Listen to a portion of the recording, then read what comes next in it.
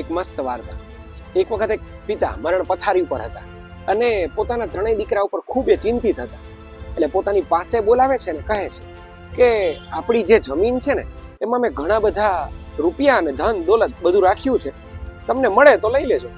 એટલે ત્રણેય દીકરા મૃત્યુ બાદ એ આખું ખેતર ખોદી કાઢે છે પણ કંઈ મળતું નથી.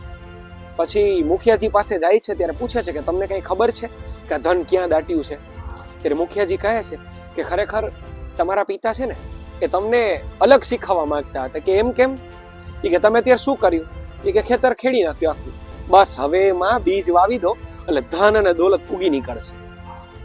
અને અંતે એમાં એ પોતે બીજ વાવે છે અને ખૂબ સારો પાક થાય છે અને લાખોની કમાણી થાય છે.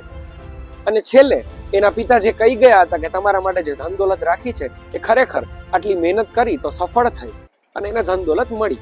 તો શીખ, ઘણી વખત આપણી મહેનત જ આપણી ધન દોલત હોય છે, નહીં કે આપણી વડવાઓની મળેલી આપણની પેઢી.